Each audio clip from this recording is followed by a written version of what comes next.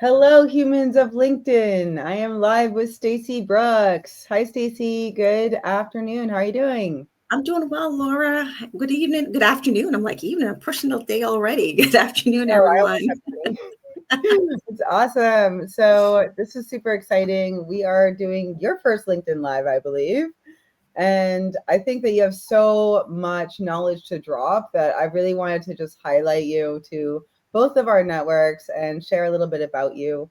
I'll do a little bit of an intro and then let you fill the rest in. But Stacy, like myself, has been a financial services veteran with over 20 years of experience, primarily in the primarily in the investment space.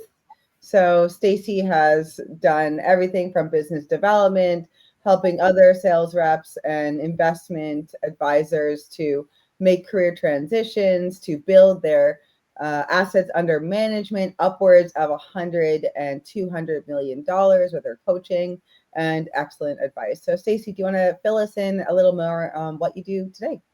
Well, thanks, Laura. I feel I'm like, oh wow. Oh my um, God.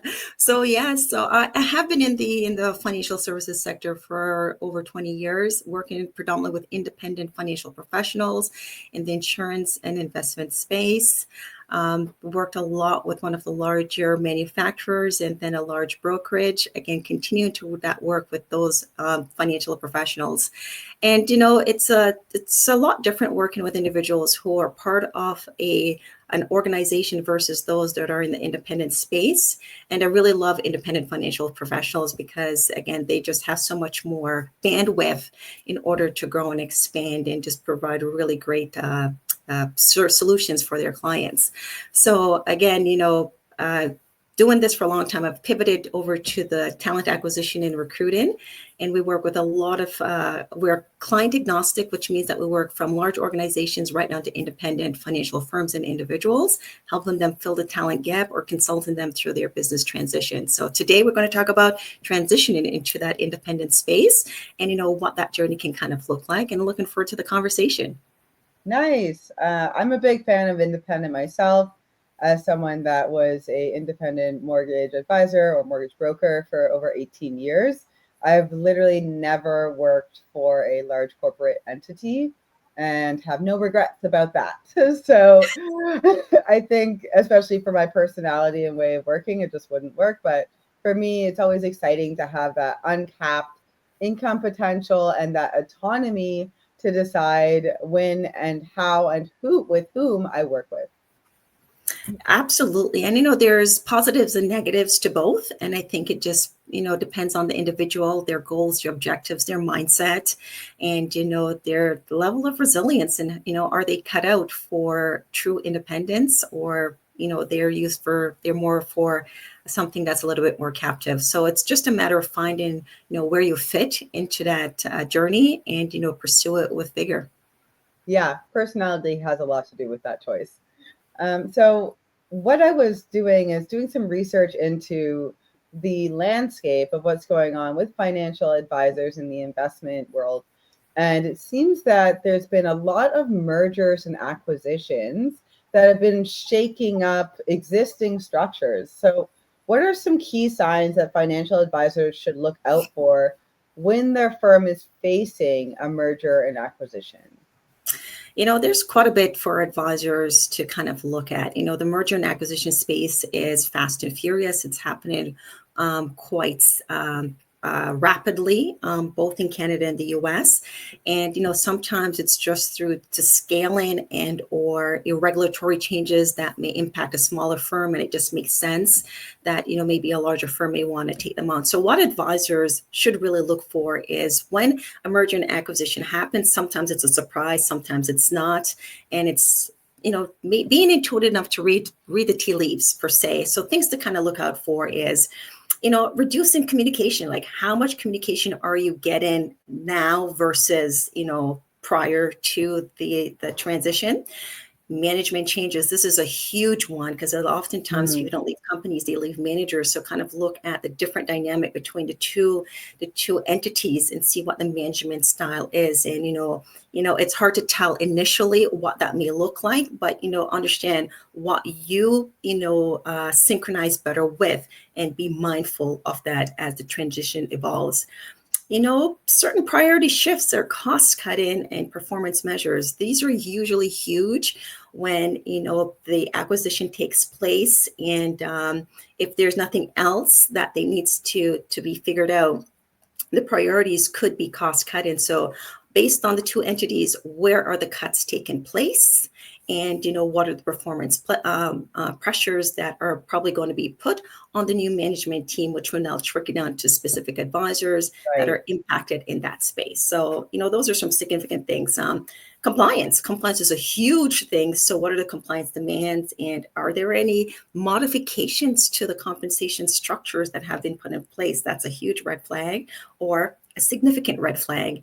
And of course, is one thing to always keep in mind when you see mergers and acquisitions is stay proactive and evaluate your options early enough to begin you know, looking at your options so you're not caught off guard, right? So maybe after all things are settled, things work out for the best, but always be prepared. So let's say that I'm noticing some of these things where I get hauled into management and they say, okay, so we're moving the goalposts, and here's now what you're expected to do, and here are your new performance metrics, and like it or lump it, this is how it is now. Mm-hmm. So, on the one hand, change is scary, and you might be concerned about moving your book of business. If I go independent, will my clients come with me? What do you have to say to advisors that are having these concerns? Research. Sometimes the power of pause is important in doing your necessarily research. You have to take into consideration that, change is constant. And sometimes long term it could be for the best, but short term it's very painful. And I think you have to, really do your research. Research is key.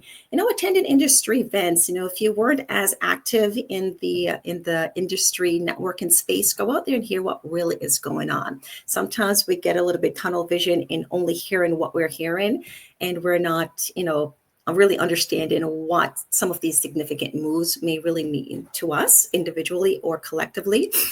Speak to recruiters. Recruiters are technically private consultants with conversations just to see what's going on there. Air is on the ground, and different recruiters are in different sectors. So therefore they bring a wider market perspective to you as a financial advisor, and network with other independent financials that are in the space, right? And gather some insight. You have to be prepared for the next move. So if you fail to plan, you plan to fail, and you don't want to be caught off guard when these things happen.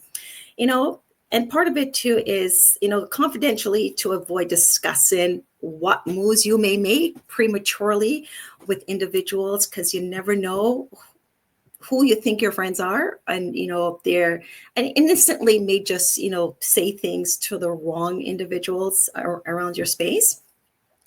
And of course, really start, organizing your client data and reviewing contacts. Non-solicit is huge. So if ultimately you make a decision that, a move from where you are to someplace else is something that is of serious consideration, really take a look at your non-compete, non-solicit clauses and start really unpacking what that means in any decision that you're making. So research, research, research. Did I say research? You also said keep your bee under your bonnet until you made Yes. a full and public decision. Yeah. Which I would say I maybe could have been, guilty of myself, when you're sort of thinking out loud or oversharing and thinking that you're sharing in confidence. But I mean, once it's out of your mouth, you're no longer in control of what happens to it. So just, make sure that you're talking to people that are obligated Mhm. to keep your conversations in confidence. And very true, because as a coach and mentor too, within the space that I've been in, it's a conversation that you have with individuals when you're having your one-on-ones. Make sure the individuals that you're speaking to are individuals where there is, confidentiality within the realm of that relationship. So, you're not, you don't have leaks in your Right. conversations by accident over coffee or too many cocktails. Indeed. So, we talked a little bit about what to look out for, but what are the main advantages of transitioning to independent firms versus moving, let's say, to another bank? Well, I think a lot of it really is just greater autonomy and flexibility, just personally and professionally for the most part. All institutions are great institutions, and there's pros and cons to either one. But one of the things that are one of the constraints that may occur for just being with a bank is just that you are maybe limited with the product shelf in certain platforms or other growth or scaling opportunities that can create limitations of being in that environment. Independence give you a lot greater autonomy, a lot more flexibility, more options in towards the platforms that you can use, your product selection. You have access to a greater market space. So you really are acting at a greater level to the client's best interest to ensure the right solutions are being selected by the right providers. And so you have more product selection to kind of align with your client's needs. Mhm. The ability to build equity, right? You put a lot of sweat equity in what you do, working with the clients that you are working with, and putting together strategies and solutions or plans for these clients.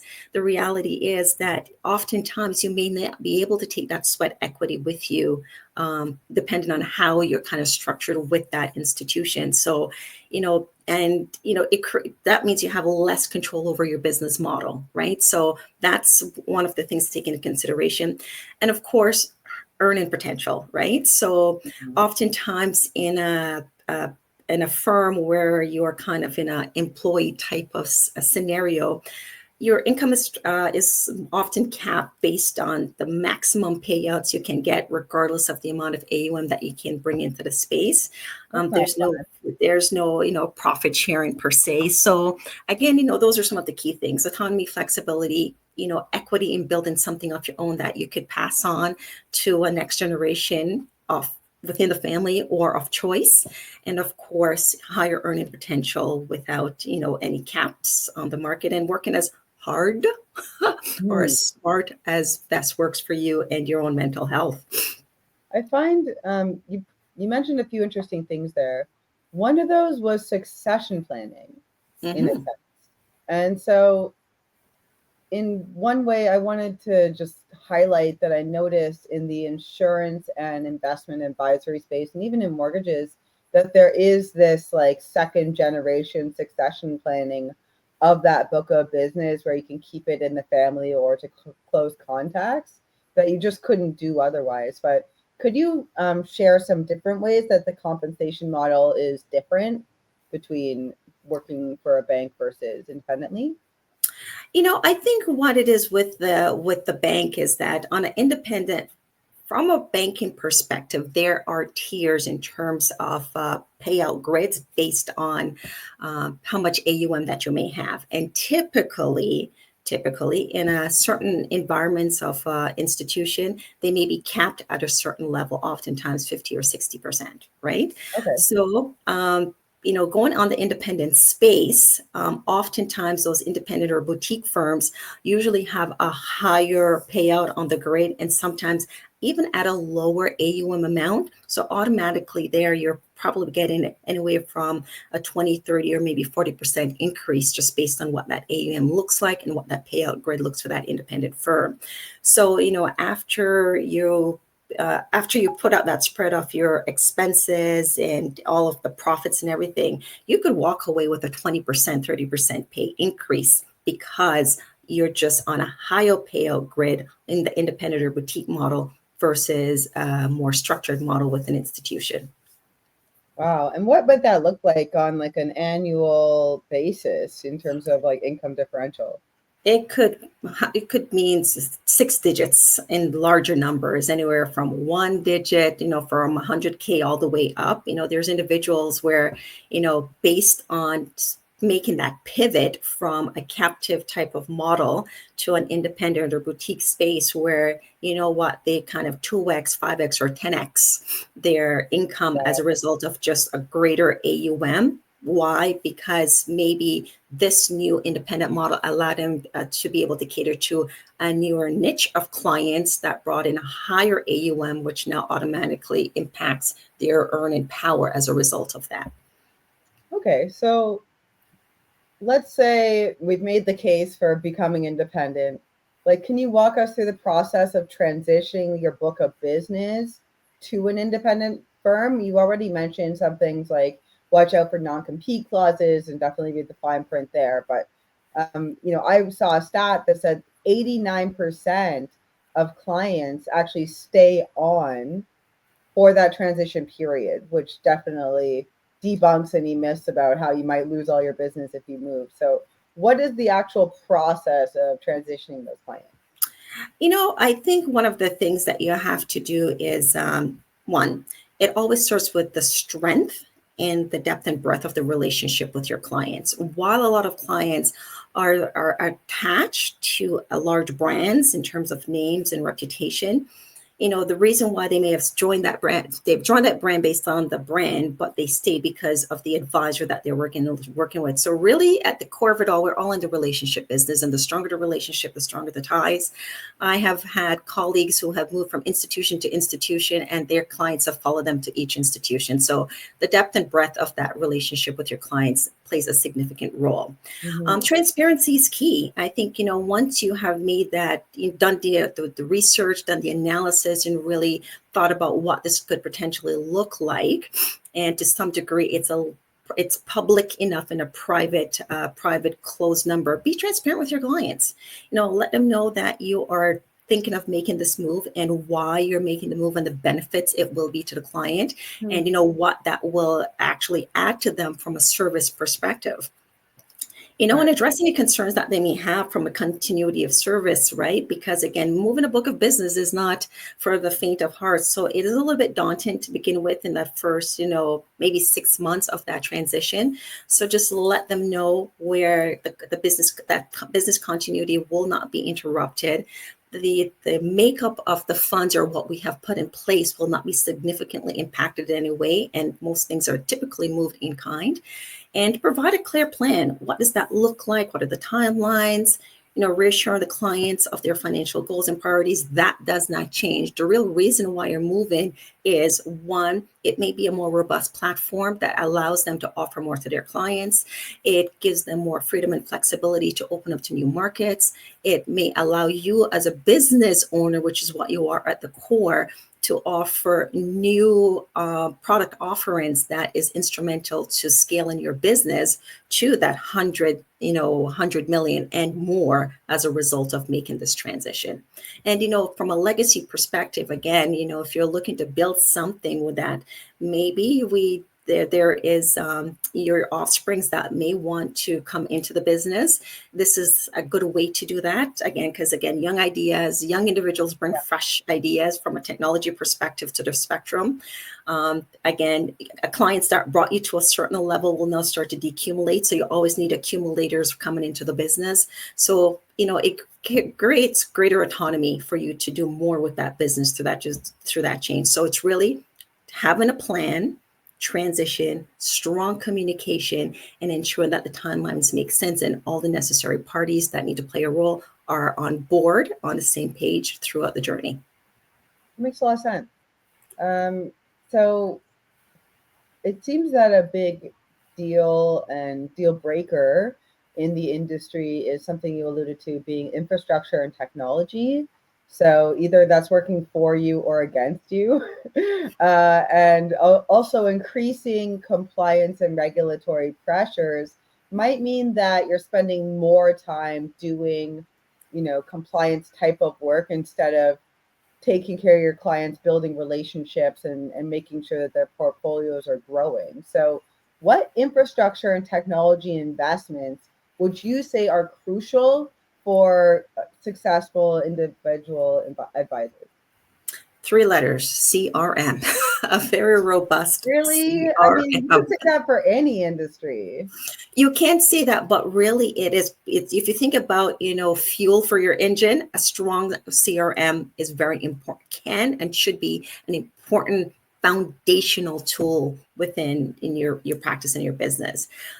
It can act as a automated or virtual assistance for a lot of task for yourself, and it just really is effective in really helping with the client communication, right? You can do mass mailing, campaigning, a lot of that stuff, and ensuring that how often you're communicating with your client can truly be monitored from that CRM system. Oftentimes, some individuals may use that CRM as a digital Rolodex, and I think that's not a very effective way of really using the CRM and just choosing the right one for you. There's plenty of different CRMs that's going to deliver different things. So understand how you work as a business owner will determine the right CRM selection. So is it something that you want more for marketing, or do you want something more administrative or something more for reporting? So just choosing the right CRM that makes sense for your business is huge.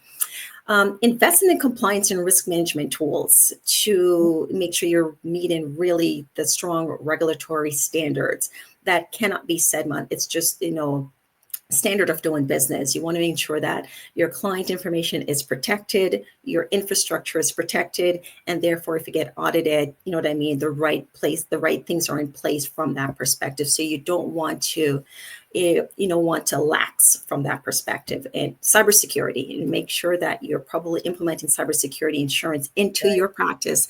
The reality is, it may seem like a small breach, but the impact and disruption to your business can really stack up those significant numbers.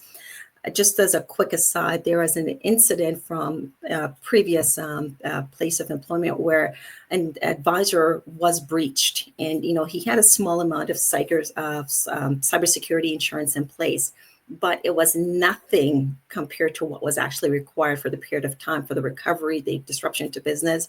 Maybe having something like 25 or 50 was what he had in place, and having from a small two-person shop to like $250,000. So it's quite significant. So ensuring that that fundamental piece of protecting your client from a digital perspective is for there. And parties such as financial planning software, there's a lot out there. So ensuring that you have the right planning software, the right investment tools for analysis, and fund selections and communication tools, right? And making sure that your social media is on point. When you're ready to communicate to your clients that you're making this move, you want to communicate on platforms where your clients are. So professionally, maybe you're using LinkedIn. Personally, you may be using TikTok, IG, or Instagram. So making sure that you have cohesiveness in your message across all your social media platforms so your clients are aware of this transition and all the wonderful things this transition is going to bring to them as clients as well, and prospective clients and referrals. 100%. Diane made a great comment about how going independent doesn't mean doing it alone, and that you need to really have a team in place as an independent as well, and how that's really key to success there. So let's talk about that a little bit. What's the typical makeup of an independent advisor firm? So you can have a solo advisor, which typically is an advisor by himself, wearing the CEO hat, which is mean Chief Everything Officer. I think that Right. is probably not the most ideal scenario. You may have an independent advisor with a licensed marketing assistant, and having a licensed assistant does give you an extra benefit because you're able to act on behalf of the financial advisor, whether insurance or investments. I think within that team, you would want to have yourself. You want to ensure that you have a proper lawyer and an accountant with you. You may want to have a business consultant that's going to help to work with you, and maybe have a business valuator with you to really evaluate that business, because as you're building out that infrastructure, making that pivot is really about enhancing the value of your business overall. So you want to have those particular people in place. If to make that move, you may need to maybe buy out your clients from your existing establishment, you may want to talk about, lending or potential lenders that can play a significant role in that transition as well. You also want to ensure that, family and friends are on board with you. This is a very emotional journey, and you really want to ensure that, part of your cheerleading team is there helping you, keeping you grounded and sane in this particular transition. Also, as you establish that business, right, it could be that it's Stacy Brooks and Associates. My associates may not be a part of my practice, but it could be strategic relationships that I have with lawyers, accountants, other centers of influence that can be part of that business model that I'm building to bring full service to that client. So it's not a one size fits all. It's really understanding the vision of what it is that you're looking to build and grow, and ensuring that you find the right partners and individuals to be a part of that. I would call it your board of directors table. What role do they play, and bring them to that table to ensure that you're really delivering value to your clients and your partners. Yes, I would like to underscore the kind of board of advisors model. Often, it's not about needing to compensate everyone heavily. It's really about not making decisions in a vacuum, and having trusted advisors that you can call that are familiar with your journey and where you're at with your business. As a startup founder, I'd say that was probably the biggest thing I would have changed, was having a trusted board of advisors and having like regular monthly or quarterly meetings with them to get their perspective and advice. 100%. It plays such a role because, again, your business is personal and it's emotional. A board of advisors really brings objectivity to the decision-making process, and are able to, maybe see things a couple steps ahead that you are not aware of, because they may have been there themselves. So I think having that board of advisors is huge, or just a mentor that you have had in the past, or mentors. You're not limited to one, because they Right. all bring different perspectives to the picture. So it's important to have those conversations. And don't forget, right? While we may be working in a bank, we have tons of individuals that we know that are in the independent space that you admire how they have built and run their business. So pick up the phone and call a friend, right? Right. Totally underrated. Right, right. Yeah, cost nothing. Um, Absolutely. I love that. So I guess we've been talking about the sunshine and rainbows of having an independent practice. Let's talk a little bit about the challenges and how one can overcome them.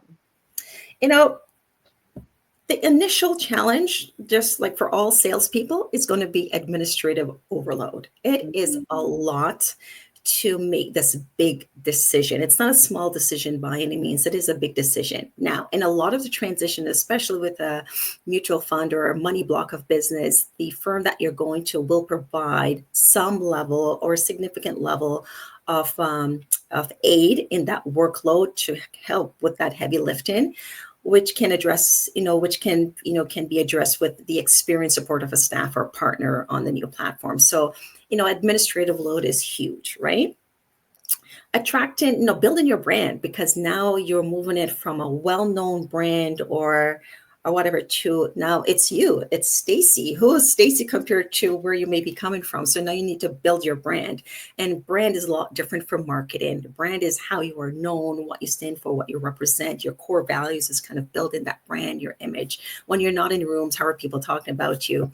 And attracting clients to that brand is going to be part of that journey, right? Because you have your existing clients, but now you're looking to attract new one. And, of course, leveraging your socials to be part of that journey to kind of help accelerate that growth. Mhm. And navigating compliance independently is huge. It is daunting. It's not for the faint of heart. So really going back to that board of directors or advisors to kind of help you with that, and also leaning on the compliance team of the new firm that you're going to for that guidance and direction. The regulatory environment is consistently changing. So as an advisor or business owner, you need to understand how compliance is going to affect how you're going to run your business. Sometimes it may impact the tools that you may want to work with, how you may want to communicate with your clients. So, if you want, and of course, proper legal advice and accounting advice in terms of how you're now managing your books and, put in the right infrastructure in place. If you're hiring staff, you want to make sure that you have, proper job descriptions, roles and responsibilities, privacy documents signed, a standard operating procedures booklet and manual. It's a lot, right? The first 5 years of that transition is going to require you to put in a lot of sweat equity into putting the right infrastructure and foundation in place. But it will be worth it because once it's properly in place, it allows you to just continue to soar because it becomes wash, rinse, repeat once you have your infrastructure in place. Yes. I mean, the start of anything is just getting that momentum, like pushing that rock up the hill a bit, and then you hit that critical point where things start to run themselves. Yeah. So one thing I wanted to mention was that you're the president of Advocates Durham, which is the sort of like it's like an advisory board, and it's to It's represent financial and So Advocates falls under the umbrella of the Financial Advisors Association of Canada, which is a national association that represents financial professionals in the space, predominantly insurance and investment advisors. We are a community-based organization, which means we have local chapters. We have about 35 across the country and completely facilitated and run by volunteers. So this is our community give back to the industry and our communities. We advocate for the premise of it is really advocate on behalf of financial professionals and Canadians, retail Canadians, to our decision makers in various government bodies. So whenever they're going to make decisions, we need to ensure that the voice of advisors and Canadians are being heard in those decisions for the best interest of our financial well-being. I do sit currently as a president of the Durham chapter. This is my third year going in. It's a great place to elevate your knowledge and education, to get the designations and credentials, to be position yourself out there as a financial advisor or planner, and also for fellowship. The best place to be among other like-minded professionals as yourself, sharing best practices, learning from each other, and just really enjoying this very honorable industry as a whole. So I'm proud to be a part of the association, and I've made lots of great friends as a result of the association, and I've had great opportunities also as a result of being a part of the association. So it's good. It's doctors have it, accountants have it. We are a very it's a very honorable profession. I think it's important that you as financial professionals to be part of a professional association as well. I think it's good practices, especially for looking for guidance and tools related to compliance, regulatory stuff, and even just collaboration. I think if you approach things from a collaboration versus a competition, then you'll get a lot further. 100%, because a lot of financial professionals do work with a lot of lawyers and accountants from the estate and tax planning perspective, right? So you may have knowledge of certain areas, but then you have other individuals who are experts. So that's the extension of the associates type of thing. So it's easy to find individuals that are experts in their subject matter within a network that have like-minded individuals as well too. So it's good. Well, I was wondering, we're kind of approaching the end now, so I have two final questions. One of them is, can you tell me a story of a financial advisor that you kind of coached through the transition, and maybe this happened a little while ago and they've gained serious traction? Like, can you kind of put that into like a real life story? So I'm going to tell actually a current story of an ongoing case and scenario in my current thing, because it's ongoing. So in my current role as a recruiter, we are recruited for a particular role, and we had that initial conversation with a candidate that his resume was just very stacked. We had the conversation. The role wasn't ideal for him, but we positioned the opportunity of maybe, putting forth a team since he's looking to make a transition. And I circled back to say, hey, what were your thoughts on the conversation in regards to the role? He goes, I'm not interested in that. However, I am interested in the seed you planted about putting a team together, and here are my thoughts on what I'm looking to do. I'm in a situation where there's change is imminent and will be taking place. And I've had a conversation with two other colleagues that I think this will be an ideal fit for. Now, this is not a typical transition where these advisors already have a book of business. They're going to construct a book of business, and I think the construction started out with probably about $300 million worth of assets they're taking into consideration. So the journey of that particular one is, okay, let's have a conversation of what does this vision of putting a team together kind of look like. In addition to that, we have a one pager that we typically ask, give us more details, right? Spell it out for us to say, what is your vision? What's your mission? What's your ideal client? What type of clients are you working with? Where are the assets? What are they looking to hold? And let's then identify, based on that information, let's identify of our access to the market, the right firms that may be the best match for what it is that you're trying to book. So after doing much research and some contemplation, we went back with about 3 options for them to take a look at to start the initial conversations. After conversations with each of them, right, because we start the conversation a bit private, they determined that one particular firm is where they would like to continue the progressive conversations.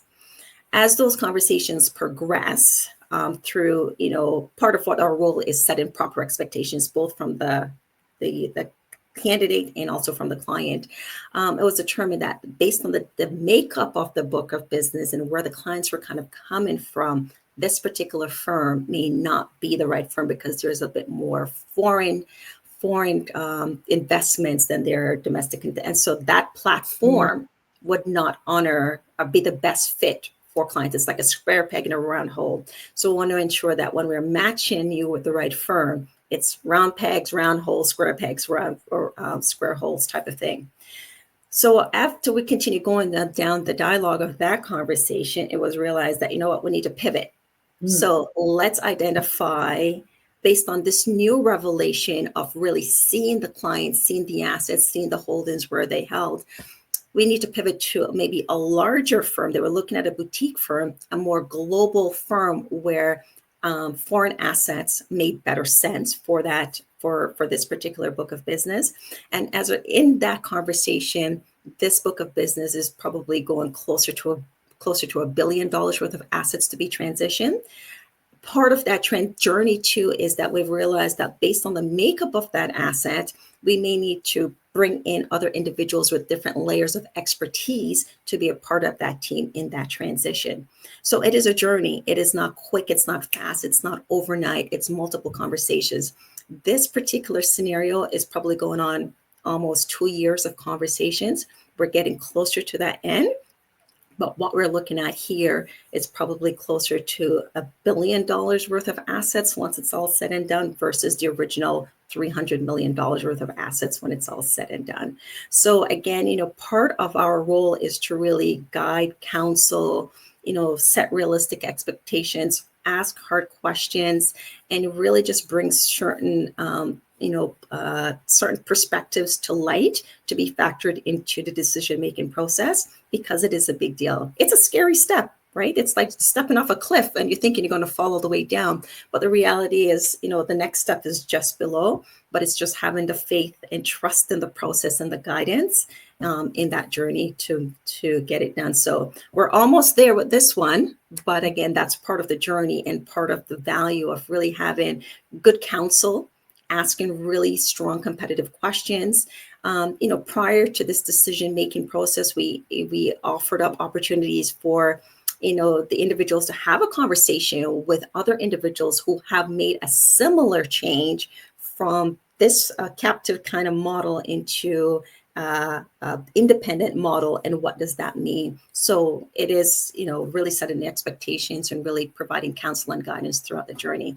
You're not doing this alone. So once you have the right people at that, board of advisory, or working with an independent recruiter that's working on your behalf confidentially, Right. this is why you're able to get it done effectively. Yeah, without disrupting your current flow of work, especially. That sounds like a wild ride. It is a wild ride. It's definitely got a lot of complexity at that scale for sure.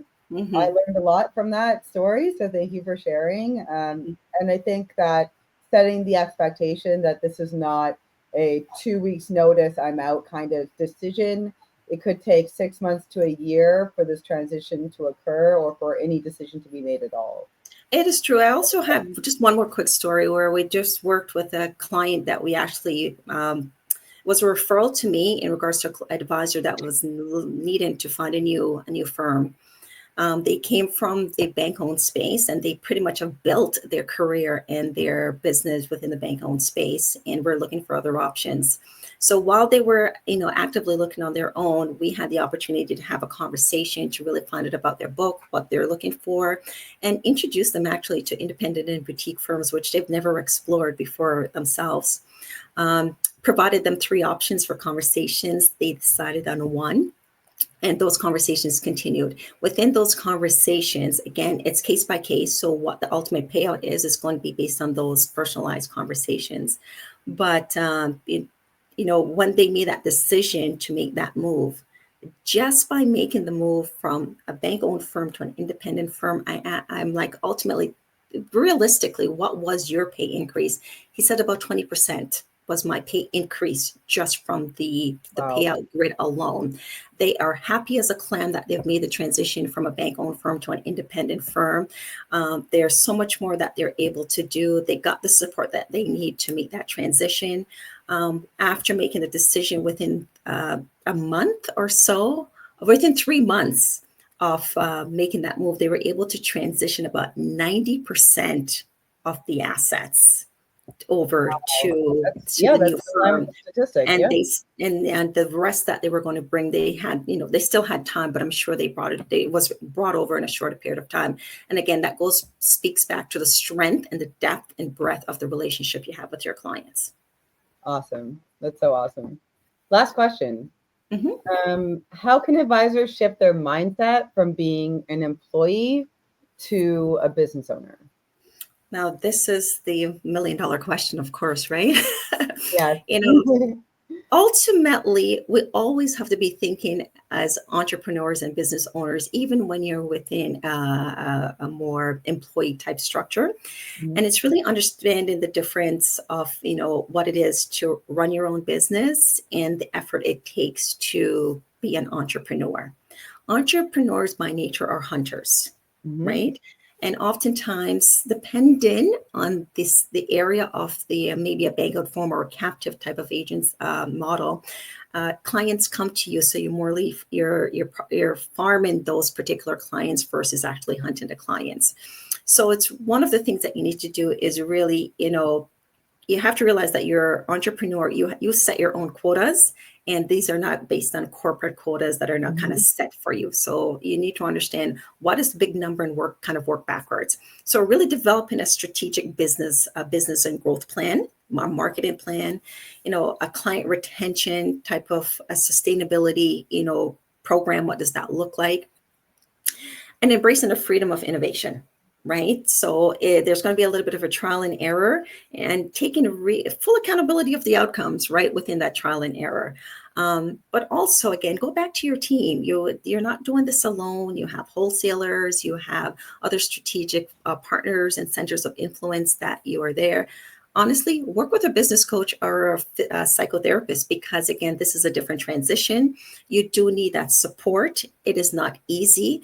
You eat what you kill, right? So therefore, you have to wake up every day thinking that you're going to work with the same type of a discipline, resilience, and consistency. And the key to success, making that transition, is doing something every single day towards that strategic plan, right?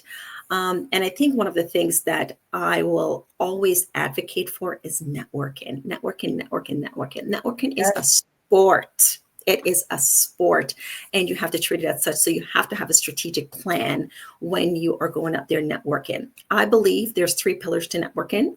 I'm trademarking this so you can't steal it. Do it. Let's lay it on So me.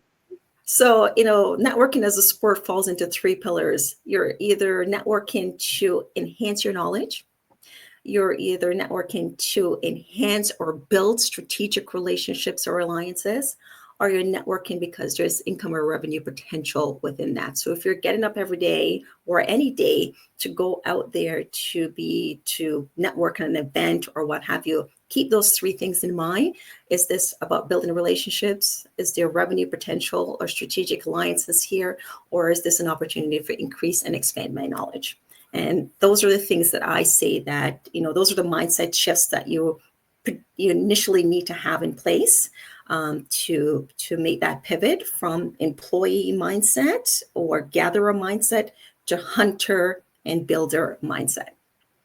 Yes, I love it. Yeah, as someone that's ADHD, I just love being able to decide what I do every day. But I definitely wake up every day with that like pressure, like, okay, it's not acceptable to do nothing because if we do nothing, we can't pay our bills.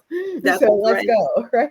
And I think, Yeah. part of it is creating structure and maximizing your calendar and time blocking, right? To really hold yourself accountable with your calendar. And I think anything in green means you're going to make money, right? Oh, I like that Um, idea.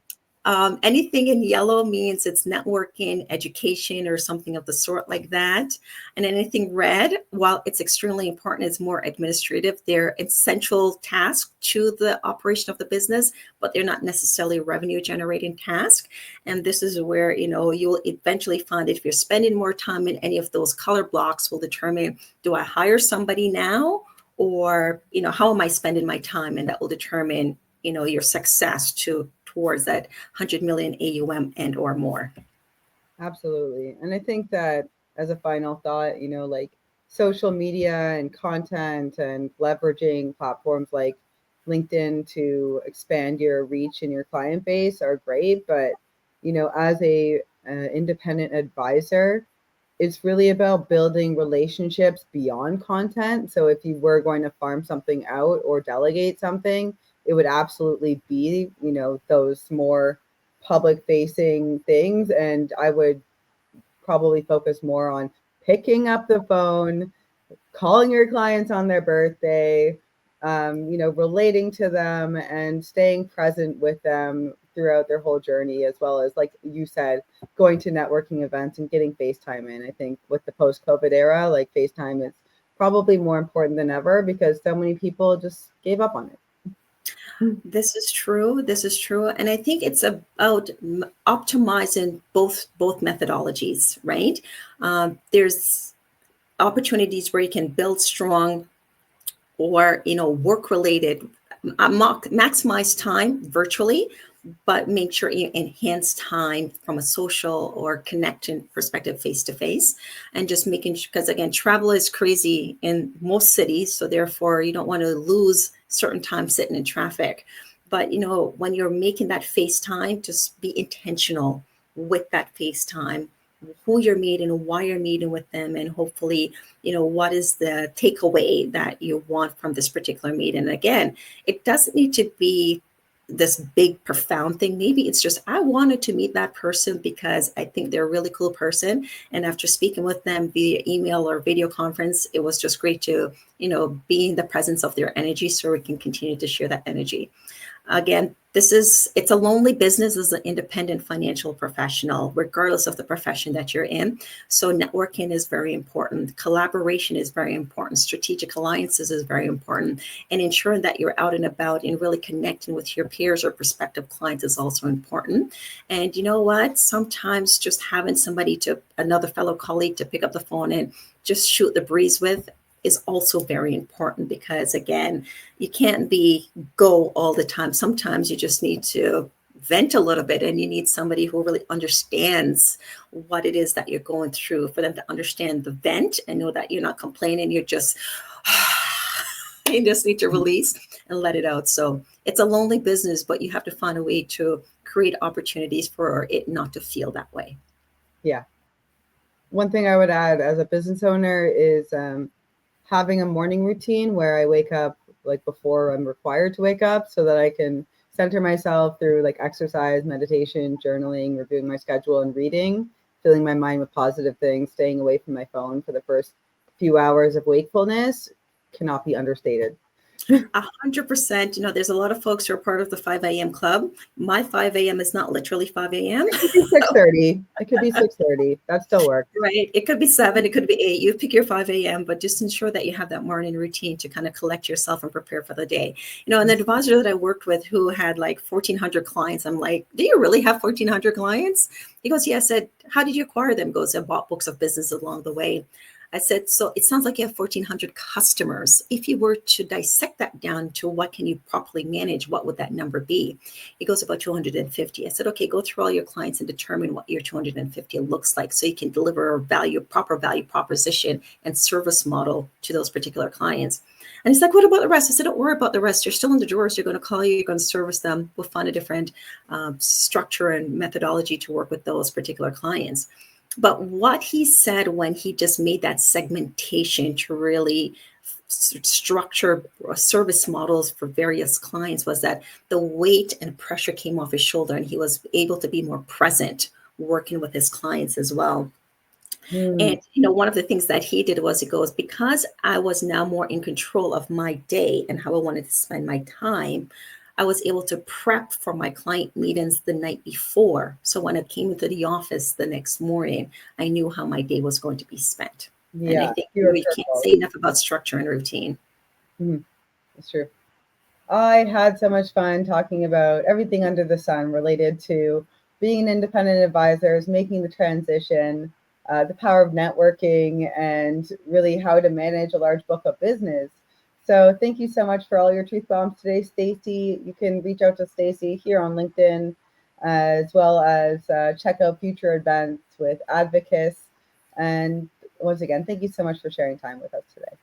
Thank you so much for your time, Laura. I've had so much fun with this conversation. I think we're going to talk for hours and hours, but here we are giving you back 10 minutes of your day. I did say we thought 30 minutes, but here we are almost an hour later. It is a fun conversation.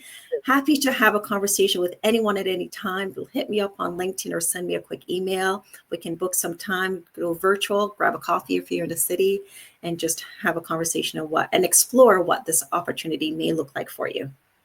Yeah, Stacy. Okay, I'm going to drop Stacy's profile in the chat in case you don't have it. And thank you again. Let's log off. That's it. That's all the fish. And yeah, you're welcome, Blake. I'm glad you enjoyed it. Thanks, everyone.